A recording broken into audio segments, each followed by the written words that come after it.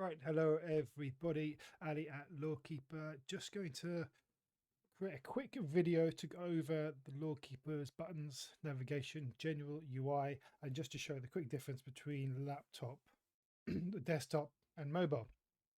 I'm not going to be going into details of how everything works.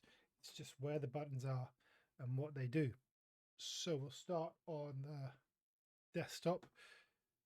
Left hand side, we've got our sidebar with our menu and our conversations list. Toggle that up here. First buttons up here, we've got our explore worlds. You can go and get a list of all the worlds that are linked to your account, and you can manage them there. If you need to create a new world, that's the plus icon here. Below that, we've got the list of worlds that are linked to your account. They're ordered alphabetically. The globe on the left shows that these worlds are your own worlds that you can edit. The shared icon shows that these are shared worlds or featured worlds, worlds which have been added to your account either by clicking on a shared link or they're featured worlds that come as part of the project. These are the featured worlds that come as part of the account rather, and these are the added worlds that I've added.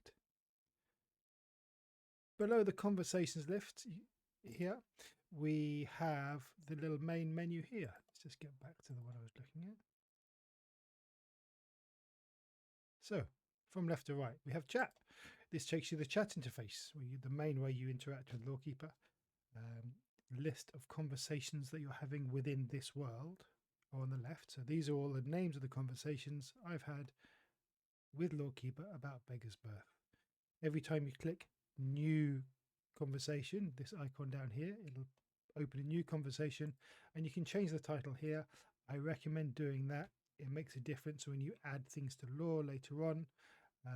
I'll give you an example of that now. If we add this to Lore, we are in the dockyard description. We go to our Lore and we look at added Lore. It uses dockyard description here to give it a title. If you don't change the title and you add things to Lore, you'll have a big load of things that just say new conversation, so it'll be harder to organize or find the different Lore you've added. Next to chat, we've got add image. This takes you to the media page and brings the new image pop-up where you can choose to upload images from computer, already uploaded media, or generate a new image. We'll go more into images in a different video.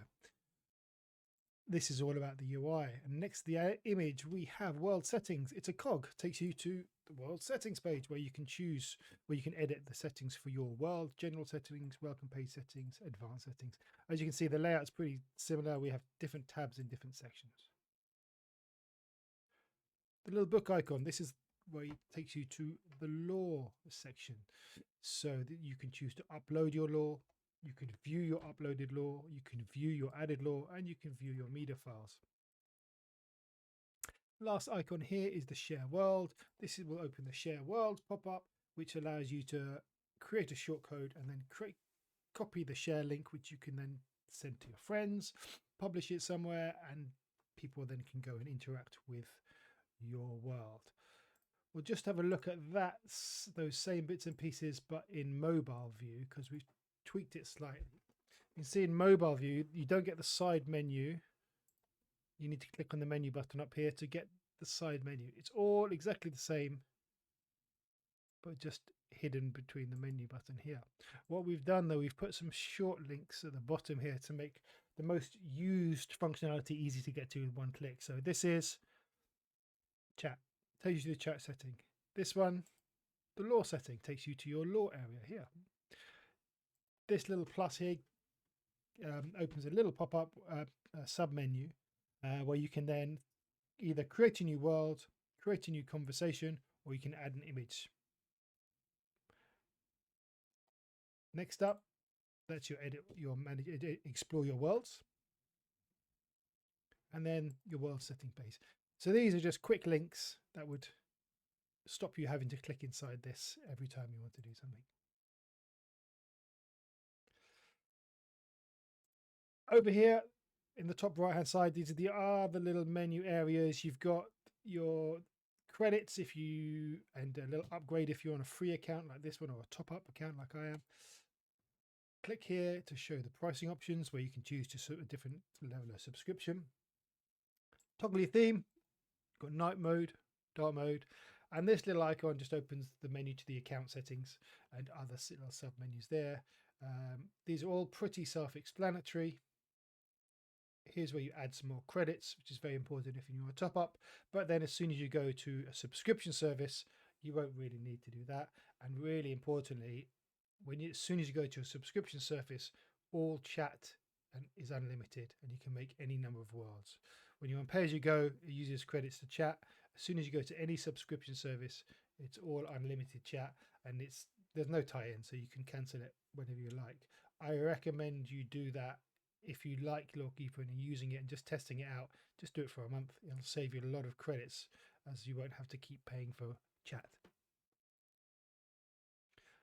In here is the account settings, which is where you can add your own little avatar, tells you the type of account and your details, and you've got a choice to upgrade again. Delete account, it's not a good button to press. It does terrible things and it's highly unrecommended. That is it, I think, for this. I'll just show you in mobile version. We've got the same button there.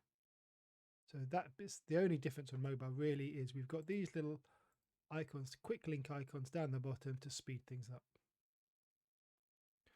Well, that's it for the overview of the LoreKeeper buttons and UI. Hopefully that was helpful. There'll be more videos about each section, about how to do things coming up, so keep an eye on the channel.